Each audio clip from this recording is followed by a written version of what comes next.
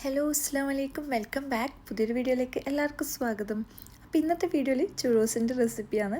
ഇത് മറ്റുള്ള നാട്ടിലും ഭയങ്കര ഫേമസ് ആണെങ്കിലും ഇത് ഉണ്ടാക്കിയെടുക്കാൻ വേണ്ടിയിട്ട് നമ്മൾ അടുക്കളയിൽ ഉണ്ടാകുന്ന സാധാരണ ഐറ്റംസ് വെച്ചിട്ട് നമുക്ക് അടിപൊളിയാക്കിയിട്ട് ഉണ്ടാക്കിയെടുക്കാൻ പറ്റും. നമുക്ക് പുറത്ത് പോയിട്ട് ഭയങ്കര എക്സ്പെൻസീവായിട്ട് കഴിക്കേണ്ട ആവശ്യമൊന്നുമില്ല കേട്ടോ. അപ്പോൾ നേരെ വീഡിയോയിലോട്ടേക്ക് പോവാം.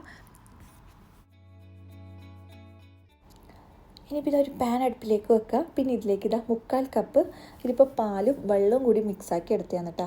ഒന്നിക്കൽ പാൽ മാത്രമാണെങ്കിൽ അങ്ങനെ എടുക്കുക, അല്ലെങ്കിൽ വെള്ളം മാത്രമാണെങ്കിൽ അങ്ങനെ എടുക്കുക കേട്ടോ. ഇതിപ്പോൾ ഞാൻ രണ്ടും മിക്സ് ചെയ്തിട്ട് എടുത്തതേ ഉള്ളൂ. അതൊരു പാനിലേക്ക് ഒഴിച്ചു കൊടുക്കുക. പിന്നെ ഇതിലേക്ക് 1 ടേബിൾ സ്പൂൺ ബട്ടർ ചേർത്ത് കൊടുക്കുക. അതുപോലെ തന്നെ 1 സ്പൂൺ പഞ്ചസാര ചേർത്ത് കൊടുക്കുക. 1/2 സ്പൂൺ വാനില എസൻസും കൂടെ ചേർത്ത് കൊടുത്തിട്ട് ഒന്ന് മിക്സ് ചെയ്തെടുക്കുക. ഇത് നന്നായിട്ട് മിക്സായിട്ട് ഈ ബട്ടറൊക്കെ ഒന്ന് മെൽട്ടായി ഈ പാലൊക്കെ ഒന്ന് തിളച്ച് വന്നു കഴിഞ്ഞാൽ ഇതിൻ്റെ ഫ്ലെയിം ഓഫ് ചെയ്യുക.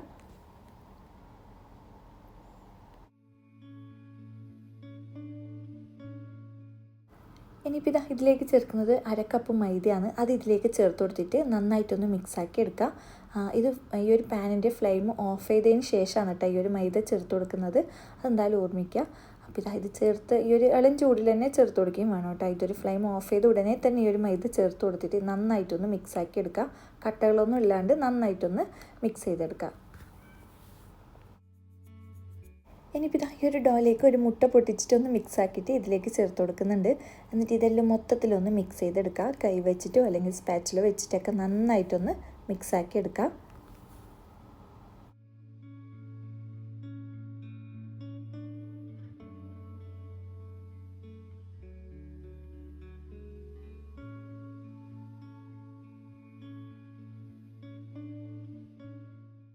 ഇനിയിപ്പോൾ ഈ ഒരു പേപ്പിംഗ് ബാഗിലേക്ക് ഈ ഒരു നോസിൽ ഇട്ട് കൊടുത്തിട്ടുണ്ട്. ഇത് നോസിലില്ലാണ്ട് ചെയ്തെടുക്കുക. പക്ഷേ ഈ ഒരു ചുറോസിന് ചെറിയൊരു ഡിസൈൻ കിട്ടണമെങ്കിൽ ഈ ഒരു നോസിൽ യൂസ് ചെയ്താലാണ് നല്ലത്.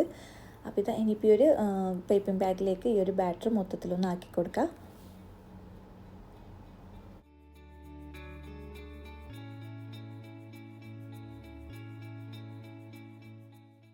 ഇനിയിപ്പോൾ ഒരു പാനിലേക്ക് ഓയിൽ ഒഴിച്ചെടുത്തിട്ടുണ്ട്. ഇതൊന്ന് ചൂടായി വന്നാൽ ഈ ഒരു പൈപ്പിംഗ് ബാഗ് ഇങ്ങനെ ഒന്ന് ജസ്റ്റ് പ്രസ് ചെയ്ത് കൊടുക്കുക. എന്നിട്ട് നമുക്ക് ആവശ്യമുള്ള ഒരു സൈസ് ആയതിനു ശേഷം ഒരു കത്രിക വെച്ചിട്ട് കട്ട് ചെയ്തെടുക്കാം കേട്ടോ.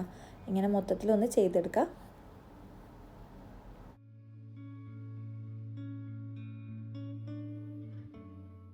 ഇത് ഫ്രൈ ചെയ്തെടുക്കുമ്പോഴായാലും ലോ ഫ്ലെയിമിൽ വെച്ചിട്ട് തന്നെ ചെയ്തെടുക്കണം കേട്ടോ. അല്ലെങ്കിൽ പെട്ടെന്ന് ഇതൊരു കരിഞ്ഞൊരു ബ്രൗൺ കളറാവും. പക്ഷേ ഇതിനകത്ത് കുക്കായി കിട്ടുകയും ചെയ്യില്ല. അപ്പോൾ അതുകൊണ്ട് തന്നെ ഇത് ലോ ഫ്ലെയിമിൽ ഇട്ടിട്ട് വേണം ചെയ്തെടുക്കാൻ വേണ്ടിയിട്ട്. ഇങ്ങനെ എല്ലാ സൈഡും ഒന്ന് കുക്കാക്കിയിട്ട് എടുക്കുക.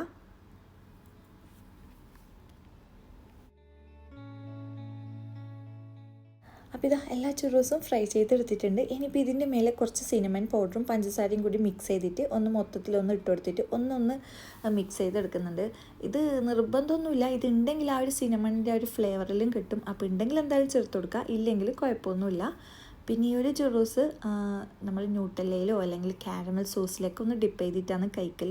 ഇത് നല്ല ടേസ്റ്റാണ് കേട്ടോ. നമ്മളിപ്പോൾ പുറത്തുനിന്നൊക്കെ വാങ്ങിക്കുമ്പോൾ ഇത് നല്ല വില കൊടുക്കേണ്ടി വരും. നമുക്ക് വീട്ടിൽ നിന്നാണെങ്കിൽ നമ്മൾ കിച്ചണിലുള്ള നോർമൽ ഐറ്റംസ് വെച്ചിട്ട് നമുക്ക് വളരെ എളുപ്പത്തിൽ ഉണ്ടാക്കിയെടുക്കാൻ പറ്റും.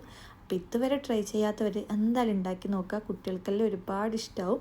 അപ്പോൾ എപ്പം പറയുന്ന പോലെ തന്നെ വീഡിയോ എല്ലാവരും മുഴുവനായിട്ട് കാണുക. കണ്ടിട്ട് ഇഷ്ടമാണെന്നുണ്ടെങ്കിൽ ലൈക്ക് ചെയ്യുക, ചാനൽ സബ്സ്ക്രൈബ് ചെയ്യുക, സപ്പോർട്ട് ചെയ്യുക. അപ്പോൾ വീണ്ടും നല്ല നല്ല വീഡിയോ ഒക്കെ ആയിട്ട് കാണാം. അതുവരേക്കും ബൈ.